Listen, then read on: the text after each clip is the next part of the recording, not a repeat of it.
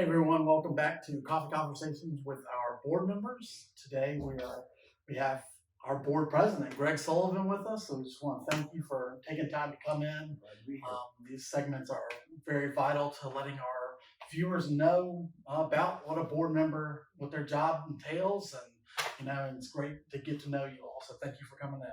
Sure. We've just been starting everyone off with can you tell us a little bit about yourself? Sure. I was a longtime educator, also a school administrator for Lynchburg City Schools. Retired in 2013. Then did some work over for Lynchburg College. Went into industry for a couple of years to help out a friend who needed some assistance with his business, and wrapped that up with a little bit of work with the community college just recently. So been able to enjoy retirement, but also keep myself busy so I don't get in trouble with my wife. That's great. Okay. So how long have you served as a board member for Roads to Recovery? I believe it was February of 2017 Okay. that I came on board, and the following year, the board, for whatever reason, saw fit to elect me as the board chair, and so I served in that capacity as president for 2 years now. Okay, great. Have you ever been a part of any other board of directors, or if this was your first time, what made you decide to join Roads to Recovery? Well, as a matter of fact, I've been, by count, this would be my fourth board that I've been a part of. I was a member and president of the Future Focus Foundation Board, which is an educational focus K-12 mission. I also served as president of the Region 2000 Technology Council for a number of years. And then currently, to represent Roads to Recovery, I sit as a member of the Virginia Association of Recovery Residences Board.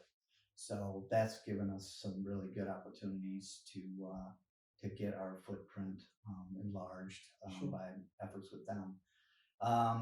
I became involved with this organization. I think it was through an invitation from a former employee, and met with Sandy for lunch and just fell in love with Sandy from the beginning. Of course, who doesn't? Yes. But anyway, it just was a very easy decision to get involved with the organization, and I haven't regretted any of it. And in fact, have just really enjoyed being a part of this organization. Sure. Yeah, we definitely enjoyed you being on the board and the board president.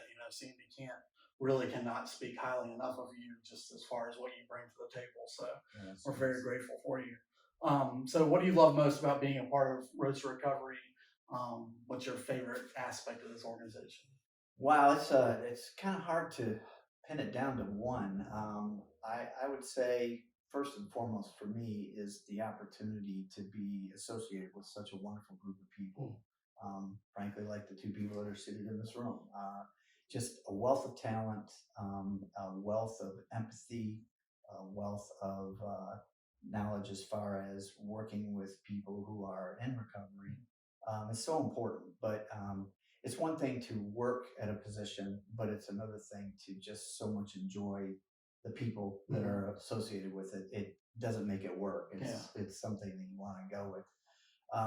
The results are the other thing that I've seen. I mean, we see the tragedy of people that return to use, but those people who truly take advantage of the services and the opportunities that we offer for people in recovery, just to see the transformation is remarkable. I've been a part of this, the recovery community for a number of years, 10 years or so, and to see people who are on the staff who came in with an active addiction and have made a complete turnaround and are now enjoying being a part of this and giving back to others what was given to them. Sure. You've kind of stepped in and helped with our R2R Outdoor Program. You helped me get that organized. Tell everybody a little bit about that program. The outdoor program was established to essentially give the current peers in our program an opportunity to enjoy some things, hopefully lifelong experiences regarding outdoor programs that they can learn to do, much like I had to learn that could be done without taking a six pack along with you. That that things can be very enjoyable and just enjoying being there with yourself or with others.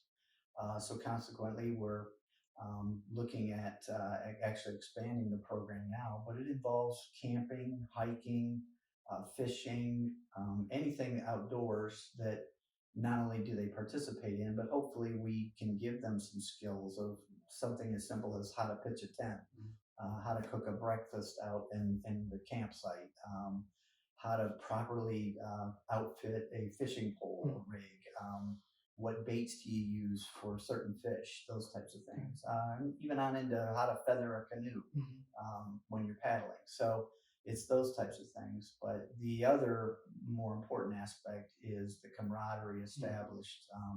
We recently went on what turned out to be a 15-mile hike, which was an adventure, but especially with people that were considerably younger than I am, and but it was just wonderful, and to hear folks say, "I've never done this before. I've never had an opportunity to do this," was all it took to make you want to stay involved in that and provide other opportunities for folks.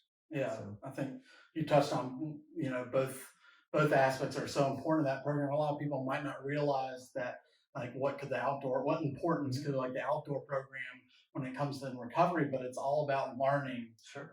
through in recovery, and so it just teaches so much. And like you said, and building those relationships is just as important as learning about outdoor stuff. So, and I also wanted to mention, your wife is also getting involved and helping out with our new, like, our health initiative, our health program, and she's going to help do some cooking classes, some healthy cooking classes. I have been the welcome beneficiary of her testing program for some of the recipes, whatever. And yes, I think that's a wonderful example, Brian, because she's got it set up that basically through some simple shopping with some simple items, it's creating meals that can be basically start with a base and be adapted to provide meals through the week. Sure. I wish I had that when I was a bachelor because you would have been able to help me out a lot on that. You did key me on one other item that we want to talk about is that we received a really nice grant for $5,500 from Bass Pro Shops, and